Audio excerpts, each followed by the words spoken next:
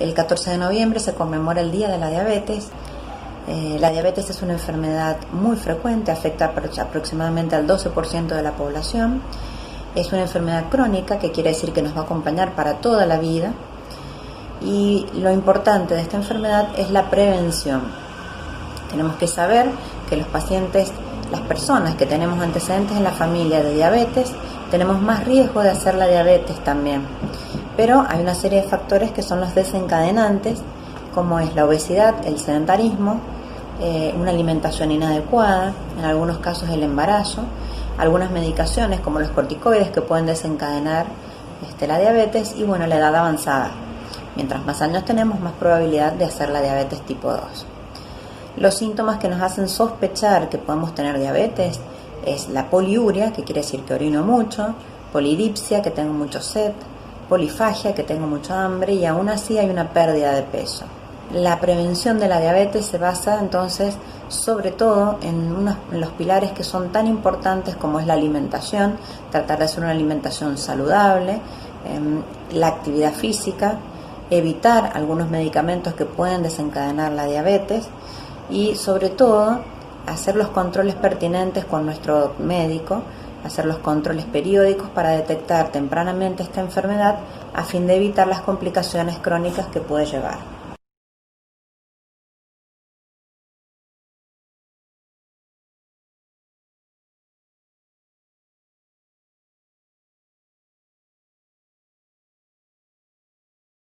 Hola, buenas tardes, ¿cómo les va? Nuevamente por acá. Hoy vamos a tratar un tema que es muy candente en esta época, o en realidad en el contexto que estamos viviendo. Sabemos que la alimentación y la elección saludable de alimentos nos va a ayudar un montón para evitar complicaciones y sobre todo cuando podemos llegar a contraer COVID o tenemos sobrepeso y obesidad.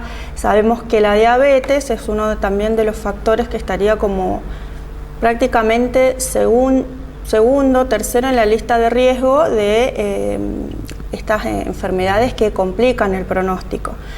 Más allá de eso, hay muchas personas que probablemente con toda esta situación puedan haber detectado que tienen diabetes y bueno, se generan signos de alarma, ¿verdad? Por ahí no sabemos qué comer, estamos complicados con los controles y empezamos, digamos, como a un derrotero para saber qué hacer, qué comemos, consultamos a las redes y de repente por ahí dar un pantallazo general.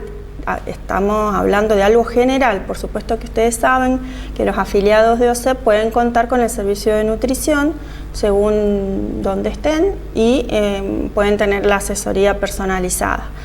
De todas maneras, acá mismo pueden consultar para acceder a esa consulta nutricional. Sería muy importante para despejar todas las dudas e ir por el camino seguro, ¿sí? Generalmente la alimentación en diabetes tiene que ser una alimentación saludable, adecuada para toda la familia. Hay que hacer algunos cambios, pero ya van a ver que cuando terminemos la presentación, son cambios que nos vienen bien a todos, no solamente a la persona que tiene diabetes, ¿sí? En general pasa que se hacen un millón de preguntas, pero tengo que comer distinto al resto, ya no puedo compartir reuniones en la familia, me olvido de salir a comer a un restaurante. Bueno, tranquilos, calma, no hay que desesperarse, ¿sí? Lo importante es saber que uno puede comer de todo, solo que vamos a tener que prestar atención a algunos nutrientes que no son muy recomendables para controlar el azúcar, ¿sí?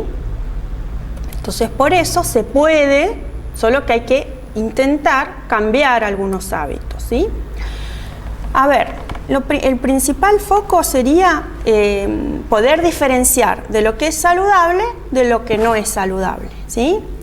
No nos gusta hablar de la alimentación del diabético, la alimentación, o sea, aislar a la persona que tiene diabetes. Esto piénsenlo en la familia. Cuando viene el integrante de la familia con diabetes, sea el esposo, sea la abuela, empezamos a prestar atención y retiramos un montón de alimentos a la persona que tiene diabetes, pero los demás siguen comiendo muy mal. Entonces tenemos que pensar en cambiar estos hábitos para beneficio de toda la familia, porque aparte sabemos que la diabetes se hereda, es un porcentaje alto que se hereda de la diabetes, sobre todo la tipo 2. Entonces, qué mejor que aprovechar esto, digamos, por supuesto que nadie quiere estar enfermo, pero aprovechar este contexto de cuidado para que todos nos cuidemos, ¿sí? Entonces va a ser más fácil, sobre todo para que este plan y este estilo de vida se mantenga en el tiempo. Si no, es imposible. Imagínense ustedes una reunión un fin de semana donde están comiendo todo, 2 platos de pasta, y a la persona con diabetes le dan un bifecito suela con una lechuga. O sea, no lo puedes mantener en el tiempo. Entonces, mejor es ir aprendiendo sobre qué conviene y qué no conviene y tratar de adaptarlo al resto de la familia, ¿sí? Por eso es que siempre repito, hay que buscar un estilo de vida saludable, ¿sí? Nosotros en nutrición tenemos como nuestra constitución, lo digo así como de alguna manera que nos guía, que son las guías alimentarias, ¿sí? Para la población argentina. Esas guías alimentarias tienen varios mensajes que nosotros vamos trabajando en educación con nuestros pacientes y en la población en general. Esas guías alimentarias nos dan las pautas, y en realidad cuando uno compara en la alimentación de diabetes es prácticamente las mismas guías, o sea, los mismos consejos que damos a la alimentación para toda la población. Entonces, otro punto a favor de que en realidad, en general, comemos muy mal todos. Entonces, cuando ahí está el diagnóstico en la familia, de repente es una oportunidad o un motivo como para embarcarnos todos en este camino de salud, ¿sí? Entonces, en esas guías también podemos ir identificando los grupos de alimentos. Nosotros usamos un gráfico, que es el que estamos viendo, que muestra los grupos de alimentos, muestra la necesidad de consumir agua, que es muy importante, está en el centro, muestra la importancia de hacer la actividad física y la importancia de disminuir el consumo de sal como protección para la salud, ¿sí? Y ahí vamos viendo todos los grupos de alimentos diferenciados, porque los grupos de alimentos están muy buenos para saber cómo nosotros eso lo plasmamos después a una porción, a una frecuencia, ¿sí? Y bueno, generalmente uno los confunde, no sabemos qué es un cereal, qué es una legumbre. Generalmente uno dice cereales y piensan que es el cereal de caja, cuando sabemos que hay un montón de cereales y una familia botánica que nos van a permitir conocer distintos tipos de cereales que podemos incorporar en la alimentación, que nos van a venir bien, por ahí para ir variando también, ¿sí? Obvio que va a estar adecuado a las preferencias y digamos también a los gustos, pero también ponerle onda, como yo les digo, hacer un desafío, porque podemos ir incorporando alimentos nuevos, ¿sí? Normalmente comemos, ya se lo he dicho, ya se lo saben de memoria, pero estudios dicen que comemos 19 comidas y no salimos de eso. Y no es que heredamos la forma de comer, sino que aprendemos a comer como nos enseñaron. Entonces, empezar a ser creativos en la medida de lo posible, aprovechando nuestros recursos, porque a veces hay mitos que pensamos que es re caro y la realidad que no. A veces hay que ponerle un poco de imaginación y, por supuesto, para variar, porque en la variedad está el gusto, ¿no? Bueno, vamos con los grupos. Los grupos de alimentos, nosotros hay 3 como grandes nutrientes, ¿sí? Que esto ya la mayoría los conocen, pero aunque ustedes no lo crean, por ahí no lo sabemos diferenciar y se nos mezcla, ¿sí? Tenemos 3 grupos: los hidratos de carbono, ¿sí? Las proteínas y las grasas. Estos 3 nutrientes que están en los alimentos son los responsables de la parte macro de la alimentación, es decir, son nutrientes que necesitamos comer en mayor medida y en general, de acuerdo al valor calórico que necesitamos, se miden en gramos, o sea que nosotros necesitamos al día 200 gramos de hidrato de carbono, 70 gramos de proteína, 50 gramos de grasa. Bueno, no es para que se vuelvan locos y empiecen a contar gramos de estos nutrientes. O sea, a lo que voy es que las nutricionistas armamos un plan, ¿sí? Y armamos unas cantidades y porciones de acuerdo a la persona, ¿sí? Por eso hoy hablamos de indicaciones generales, pero esto está en una armonía en la alimentación que puede ir variando, ¿sí? En otra oportunidad, más adelante, cuando ya empiece un poquito más el que se venga, yo no diría ya en el verano, pero tipo, supongo que septiembre, vamos a empezar a hablar un poquito para que distingamos el tema de las dietas y los milagros de las dietas milagrosas, donde muchas de estas dietas juegan con la cantidad de estos nutrientes, ¿saben? La realidad es que esto lo vamos a personalizar, no hay una regla fija. Lo que sí se sabe es que necesitamos consumirlos en el día para mantener la energía, para mantener, digamos, en el cuerpo, en la masa muscular, para tener la grasa de reserva, ¿sí? Los hidratos de carbono, ¿sí? Estos son la vedette en el tratamiento de la diabetes, y esto a lo largo les diría, por lo menos, no sé, a partir ya desde en el año, no sé, 1920, que es cuando aparece la insulina, pero ya desde esa época se trataban de evitar los hidratos de carbono para mantener la glucemia, y aumentaban mucho la cantidad de grasa. Eso se llamaban dietas cetogénicas, que ahora están mucho en auge. Esta proporción de nutrientes ha ido variando a lo largo de la historia, y la realidad es que no hay como mucha evidencia clara de qué es lo que conviene y lo que no. Lo que sí sabemos es que el tipo de hidrato de carbono, el agregado de fibra, la proporción de los alimentos en general nos va a ayudar a controlar la glucemia y mantenerlos en un peso saludable y evitar las comorbilidades.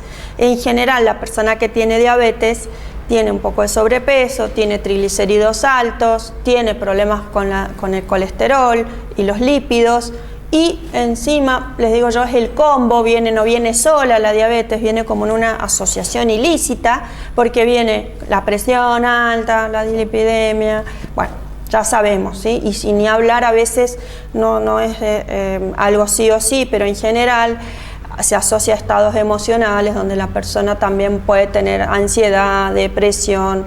Bueno, es un combo importante. Entonces, cuando uno maneja la alimentación y mejora su estilo de vida y acompañado de su equipo médico con la medicación que corresponda, va a ser mucho mejor, y fundamentalmente el apoyo de la familia, ¿sí?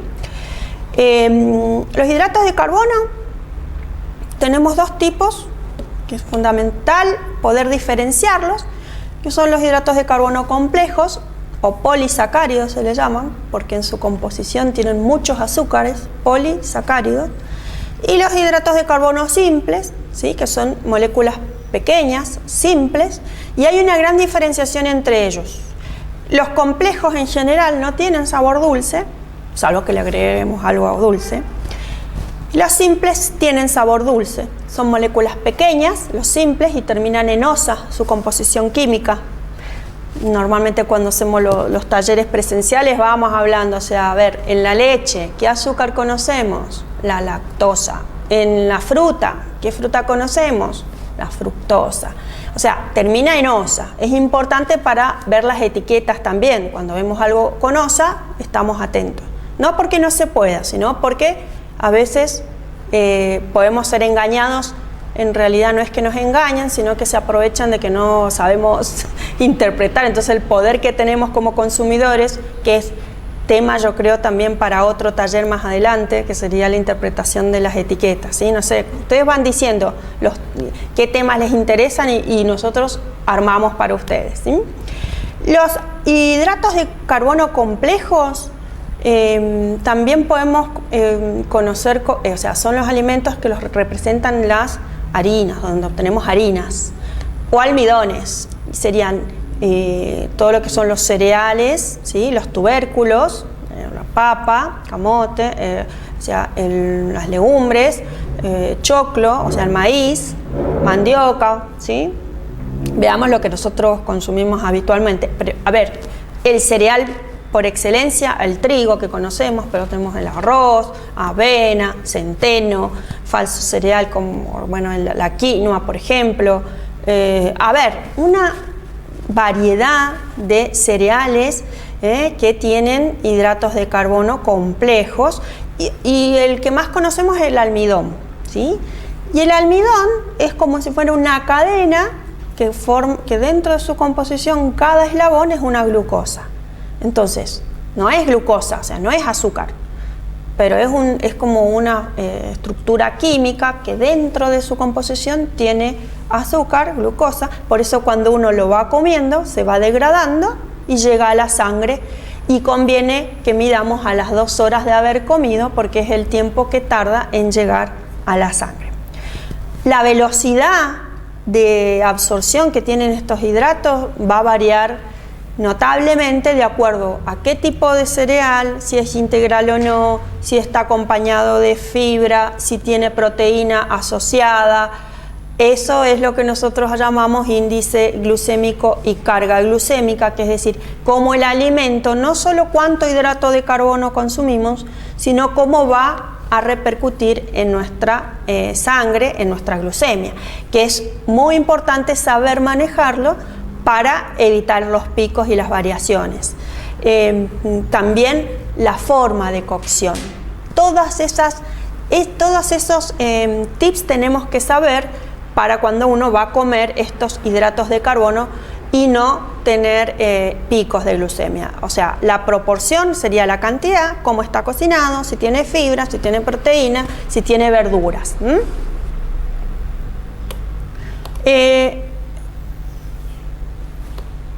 Los hidratos simples, antes que pase, son los que pasan, no sé, los utilizamos cuando necesitamos subir el azúcar rápidamente. Eso es cuando la persona con diabetes tiene hipoglucemia, que es debajo del rango, digamos, debajo de lo mínimo normal, que sería menos de 60, 70 algunos, ¿sí? O sea, me siento mal porque se bajó el azúcar. Eso puede pasar porque pasaron muchas horas sin comer o porque no dieron la proporción de alimentos adecuada o hicieron demasiado ejercicio o fallaron en la administración de la insulina o la medicación. Ahí usamos los hidratos simples, que serían los azúcares, ¿sí?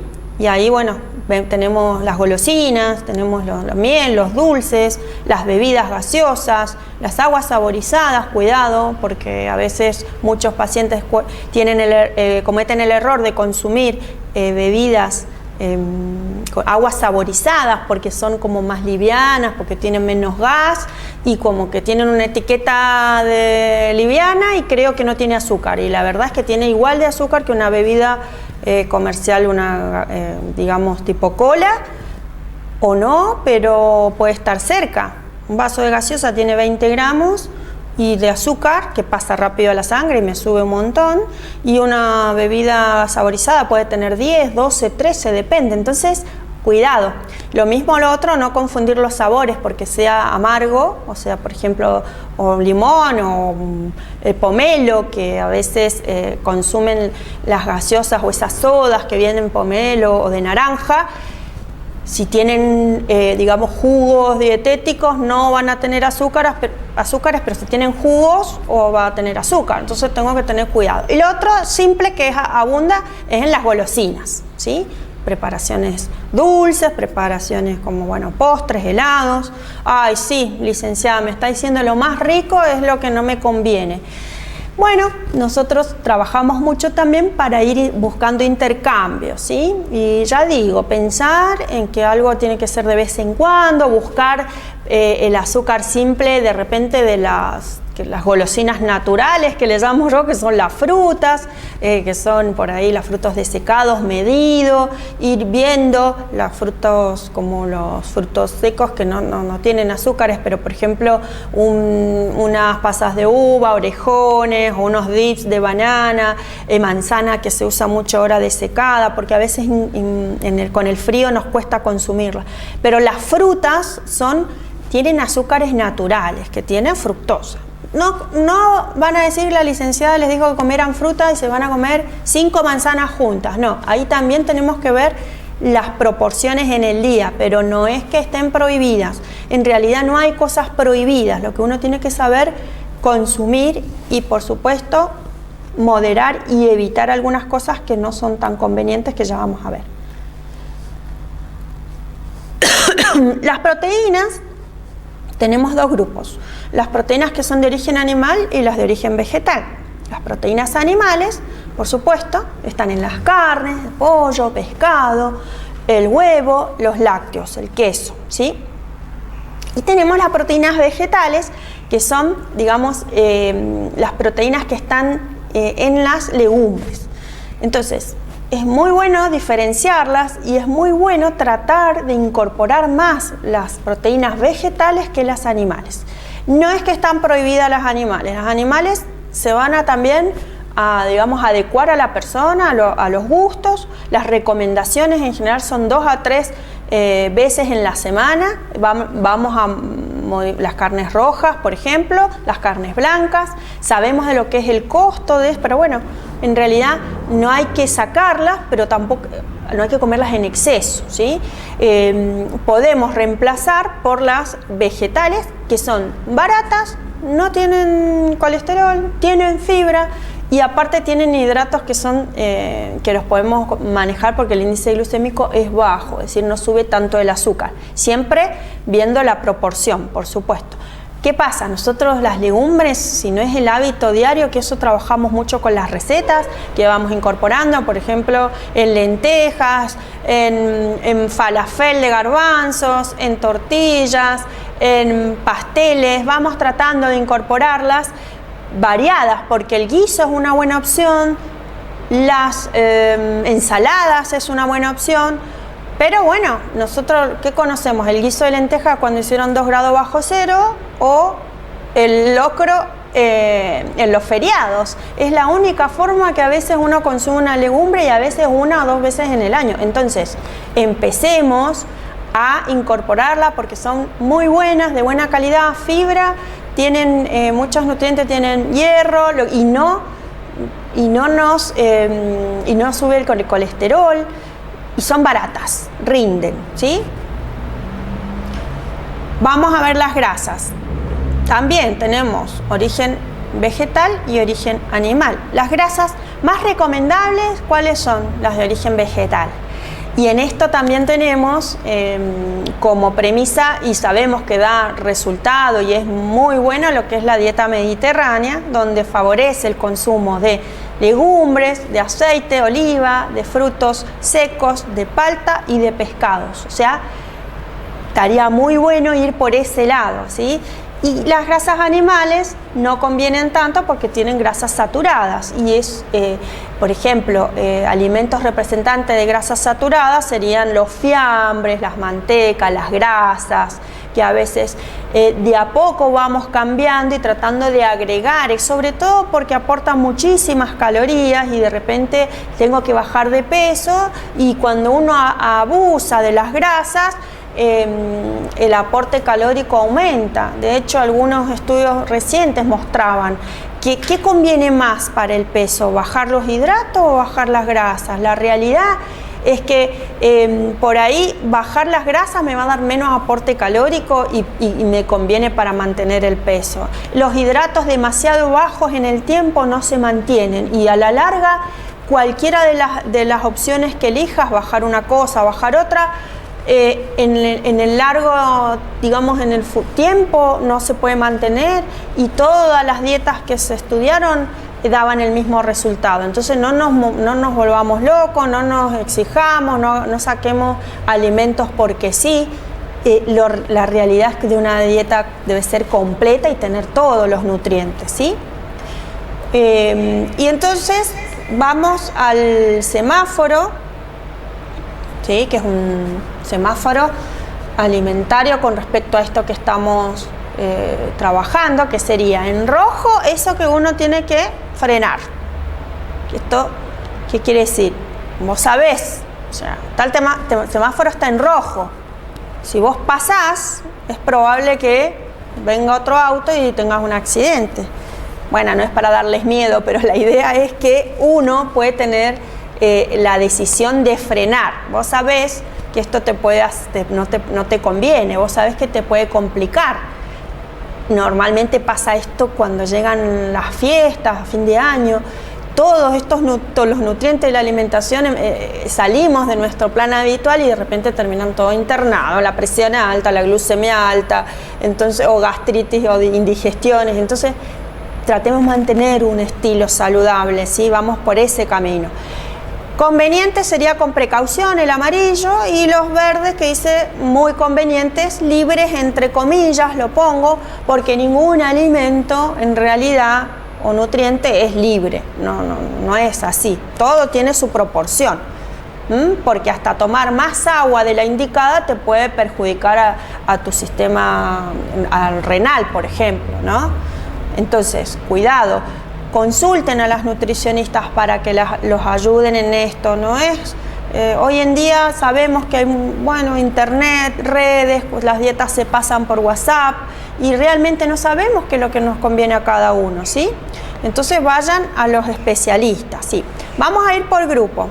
Por ejemplo, los lácteos, nos conviene preferir los alimentos descremados para evitar, digamos, el exceso de grasa, ¿sí? Evitar el tema de las grasas saturadas.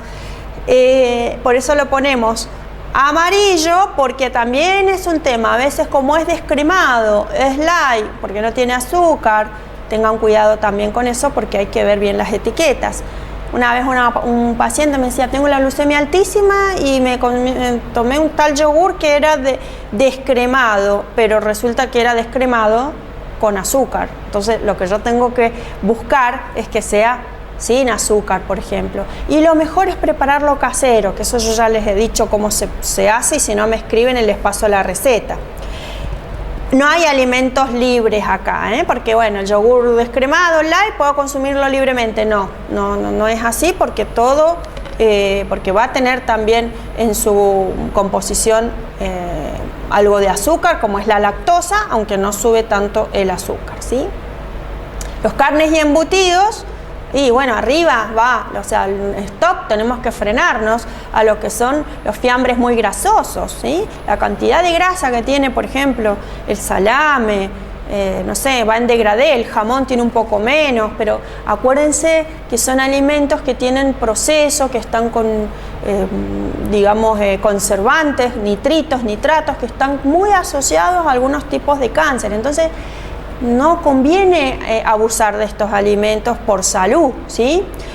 Todo lo que es carne grasosa, el contenido de grasa también va a ir según los cortes de la carne, pero bueno, la carne magra, una molida especial, la pechuga de pollo, o retirar la piel, uno va, la costeletita de cerdo, va buscando, digamos, las opciones más adecuadas. No hay alimentos de selección libre acá, tampoco.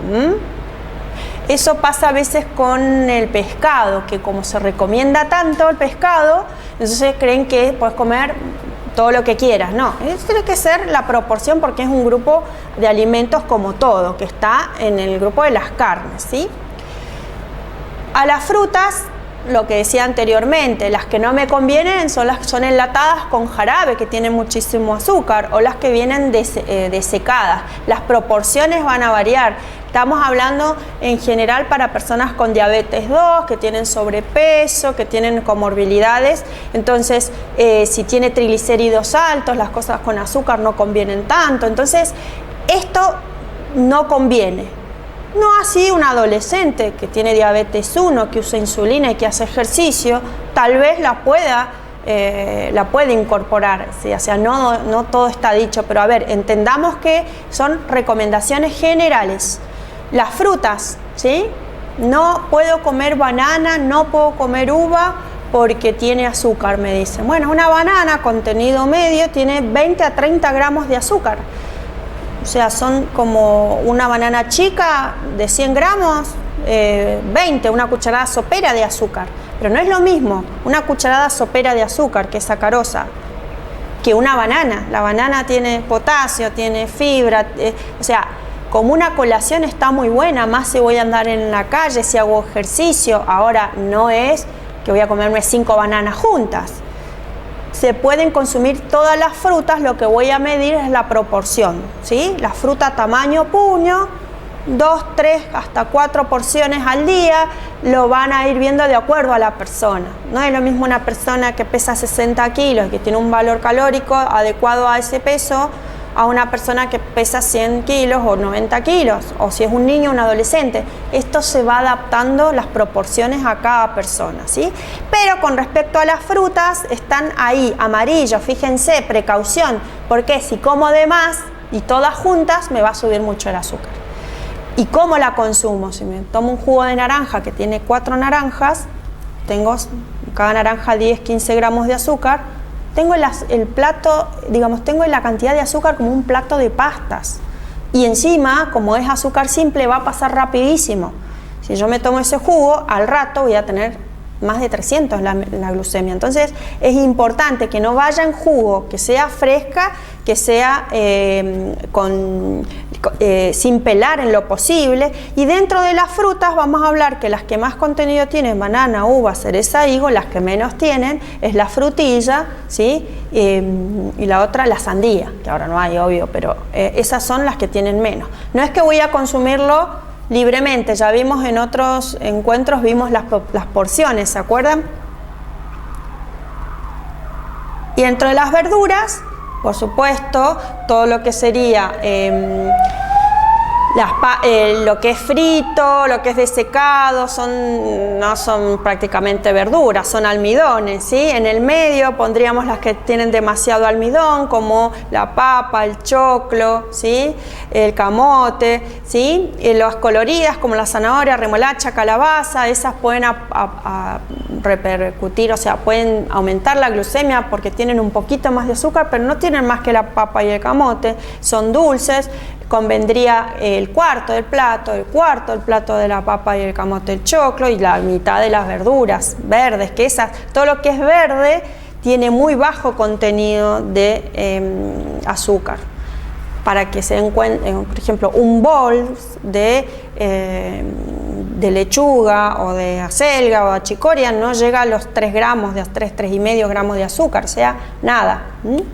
Pero tienen igual, se dan cuenta, pero tiene tan poco que no lo contamos. Entonces, en general, según los nutrientes, vamos a necesitar, ¿sí?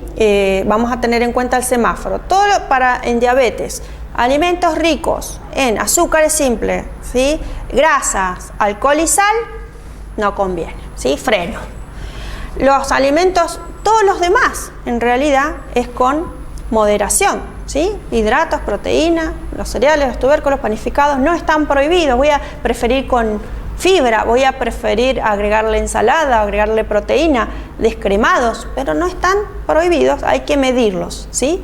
Y verde, entre comillas, como siempre, podríamos hablar de lo que son los líquidos, agua, soda, los caldos caseros de vegetales, los jugos o las gelatinas light para manejar, digamos, la ansiedad. Los vegetales de hoja sin condimento calórico, eso sería verde, puedo comer mucho porque no sube prácticamente el azúcar. Y las gaseosas light, ahí lo pongo con reservas porque eso lo voy a usar en una ocasión especial, pero no que sea del diario. ¿Por qué? Porque tienen muchísimo químico, tienen edulcorantes, no suben el azúcar, pero lo mejor para la sed es el agua, ¿sí? A lo sumo pueden prepararse sus aguas saborizadas en casa, pero con reservas en ese sentido, porque aparte tienen muchísimo sodio y tienen también cafeína, ¿sí? Bueno, esas serían las recomendaciones. para las personas que tienen diabetes. Si quieren ir haciendo consultas, acá estamos para ir respondiendo, y por supuesto que vayan proponiendo temas que les interesen, y en otra próxima, digamos, emisión vamos a trabajar sobre otras recetas como trabajamos anteriormente, si les parece. Y la realidad es que la alimentación en diabetes sería una alimentación saludable que debería realizar toda la familia. Ese sería como el mensaje. Por favor, lo social, no traten de, o sea, no por tratar de cuidar a la persona, la aíslan y que coma distinto. No, mejor que todos comamos más saludable. Ese sería el mensaje. Y no se desesperen por comprar cosas especiales para diabéticos, para las personas con diabetes. Dicen chocolate para diabéticos, galletitas para diabéticos. Todos esos alimentos en realidad juegan con la composición, pero cuando nosotros los analizamos sabemos que hay diferencias mínimas. Lo mejor es cocinar en casa. El azúcar se debe cambiar por un edulcorante o tratar de evitar consumir tanto edulcorante porque nos cambia por ahí el sabor, pero nada más eso, o sea, evitar el exceso de azúcar y las grasas, que es una recomendación para todos. Piensen en esto que les digo: si comemos todo saludable, vamos a poder ayudar a esa persona y no aislarla, porque la parte social es súper importante, y podemos hacer recetas dulces y ricas usando otros sustitutos como los edulcorantes que vienen para tal fin, ¿sí? Bueno, muchísimas gracias y hasta pronto entonces.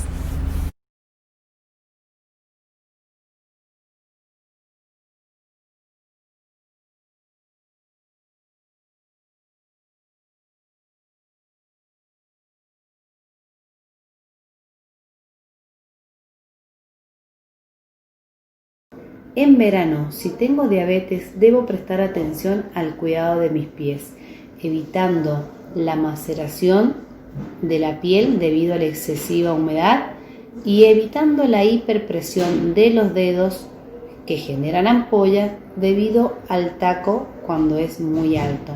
Debe ser un calzado que agarre bien el pie y que tenga pequeñas aberturas que permitan la aireación. No se aconseja el uso de ojotas o sandalias demasiado descubiertas. Revisar diariamente los pies para buscar si encontramos lesiones, si encontramos callosidades o alguna deformación que puede hacer que comience una ulceración en el pie. Para esto debemos higienizar todos los días con agua tibia, secar bien entre los dedos y colocar una crema en la parte de los talones y en la parte de arriba del pie sin poner entre los dedos.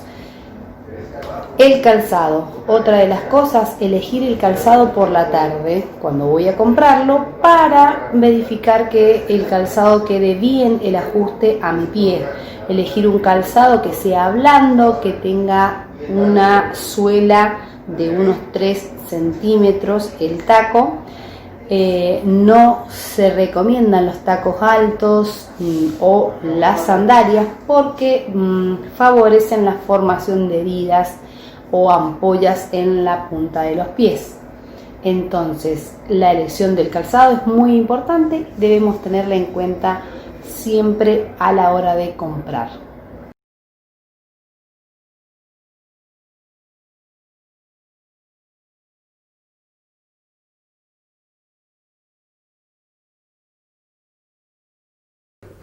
Vamos a trabajar con la marcha, ¿sí? Vamos a hacer un repaso rapidito. Recuerden, cada vez que yo voy a hacer la marcha o cada vez un equilibrio, para tener buena base de sustentación, mis pies tienen que estar a la misma altura que mi cadera y mis hombros. No me sirve si yo estoy ahí, porque es como una pirámide invertida, tengo menos base. Entonces voy a abrir para tener mejor base de sustentación, ¿sí? Poder trabajar mejor. Yo sé que por ahí caminar así es incómodo, pero no vamos a caminar así, es para que los ejercicios los hagan correctamente, ¿sí? Bien, miren, vamos a dar un paso me pongo de costado, un paso, talón, planta, punta, listo. Vuelvo al lugar. El otro pie, talón, planta y vuelvo al lugar. ¿Sí? Lo hago de frente. ¿Por qué esto? Talón, planta, punta, para que siempre tengamos el mismo ancho y mis talones no se cierren. Tomo conciencia de eso. Mis talones tienen que estar paralelos entre sí, la punta de los pies paralelas entre sí. Y vuelvo al mismo lugar y cuando vuelvo ancho y no vuelvo ni junto ni con los pies uno para afuera y el otro para adentro. Quiero que tomen conciencia en eso, ¿sí? Vamos a hacer 30 segundos, 20, 30 segundos de este ejercicio para que empiecen a tomar conciencia de esto, porfi. ¿Va? Arrancamos. Tiempo va. Ahí y volví atrás. ¿Ves? El otro pie es uno con cada uno. Y vuelvo. Atrás. ¿Sí? Talón, planta, punta del otro pie. Y vuelvo. Trato que mismo ancho de hombro, que ven que mis pies por ahí se cierran, no se tienen que cerrar. ¿Sí? Vamos de costado, cuerpo recto, no me estoy mirando. Mi mirada va al frente. Talón, planta, punta. Vuelvo atrás. El otro pie. Talón, planta, punta. Vuelvo atrás. ¿Ven? Mismo ancho de hombro. Talón, planta, punta. Vuelvo atrás. Sí, quedan 10 segundos. Vamos. Si yo miro mis pies, miren, si yo me miro mis pies cuando camino, miro el suelo, miren cómo voy. Adelantado. Mi espalda está encurvada. ¿Sí? Si yo pongo el mentón, mi espalda está recta. No hace falta que yo para mirar el piso. Si yo con que vaya mirando ya tengo un campo amplio de vista. ¿Sí? Entonces puedo ir viendo qué obstáculos hay o qué posibilidades hay. ¿Sí? Trabajamos. ¿Sí? Bien. Mismo ejercicio, hacemos otro más, después volvemos a repetir a los dos. Voy a tratar de levantar un poquito la rodilla, porque, a ver, nosotros hicimos así, talón, planta y la punta. Ahora viene el paso. Pero si yo no levanto mi rodilla, si hay un obstáculo, lo voy a patear. Permiso, disculpe. Vamos a ocupar esta carpetita que estaba acá. ¿Sí? Hagamos cuenta que eso. Yo vengo, doy el paso, ¿sí? Como habíamos dicho, pero si yo no levanto, miren, lo pateo. Este obstáculo que puse se corre. Si no se corre, me puedo caer porque me tropiezo. Entonces, ¿qué es lo que vamos a hacer? Es esto, miren. Talón, planta y punta del otro pie, ¿sí? Entonces lo que yo quiero es que levanten un poquito el pie. Vamos. Entonces, mismo ejercicio que recién. Saco el pie, talón, planta, punta, y ahora va el paso levantando la rodilla y vuelvo para atrás. Con el otro pie. Talón, planta, levanto la rodilla y apoyo. ¿Sí? Vamos. ¿Sí? 20 segundos, 30, a ver cómo sale. Vamos. Talón, planta, punta y levanto. Y voy. En este ejercicio no me molesta o no interesa si yo tengo la silla para apoyarme. ¿Sí? Entonces, miren, talón, planta. Cuando yo levanto la fase aérea, si no tengo equilibrio, me apoyo. Y voy. ¿Sí? Vuelvo y salgo con el otro pie. Talón, planta, me apoyo cualquier cosa, doy el paso junto, ¿sí? Vamos a trabajar. Talón, planta, punta, levanto, doy el paso. Vuelvo atrás. Talón, planta, punta, doy el paso. Vuelvo atrás, ¿sí? Vamos. Talón, planta, punta, talón, planta, punta. Y vuelvo, ¿sí? Bien, de este ejercicio lo vamos a hacer más dinámico, ¿sí? Entonces vamos a trabajar unos 30 segundos más de este ejercicio. Vamos a unir los dos, vamos a hacer un poquito más de tiempo y lo vamos a trabajar a ver cómo sale, cosa que después podamos hacer el otro ejercicio un poquito más complicado. Entonces me pongo, ancho de hombro, arrancamos, ¿sí? Los pies paralelos, empezamos a caminar. ¿Cómo vamos a hacer? 2 pasos con cada pie y después volvemos. Entonces, tampoco mucho más porque por ahí el espacio que ustedes tienen es limitado y si hago 5 o 6 pasos van a tener que empezar a correr mueble. Entonces con 1 o 2 pasos ya está suficiente, ¿sí? Entonces trabajamos talón, planta, punta, levanto, talón, planta, punta, levanto y vuelvo, ¿sí? Ese es el ejercicio que hay que hacer. Controlamos, va, talón, planta, punta, del otro pie, recuerden, talón, planta, punta, se va a levantar, ¿sí? Yo lo estoy exagerando, no hace falta que ustedes lo exageren, con que lo levante para que el pie no haga esto, suficiente. Yo lo que no quiero es que ustedes hagan este error, miren, talón, planta, punta, y en vez de levantarlo, arrastren, ¿sí? O hagan esto, talón, planta, y ahí nomás. Entonces, todo lo que pueda sobresalir 2 centímetros, 3 centímetros, lo empiezan a rozar y se pueden caer. Entonces yo lo exagero por eso, no es que vamos a estar caminando así, ¿sí? Exagerado en la calle, es el ejercicio nomás. Vamos, talón, planta, punta, y ahí levanto apenas. Talón, planta, punta, levanto, ¿sí? ¿Recuerdan el ejercicio que hicimos ahí, a la entrada en calor? Levantando apenas las rodillas, es eso. Porque si digo que levanten, el error frecuente que cometen es que levanten el pie, hacen esto, y llevan el talón hacia la cola, no la rodilla hacia arriba. Miren, volvemos al ejemplo, vamos a la carpeta. Tenemos la carpeta ahí, baldosa suelta. Si ustedes hacen esto, ven, miren, talón, planta, y hacen esto, miren, le pego igual. Disculpe. Sí, vamos, talón, ¿ahí se ve bien?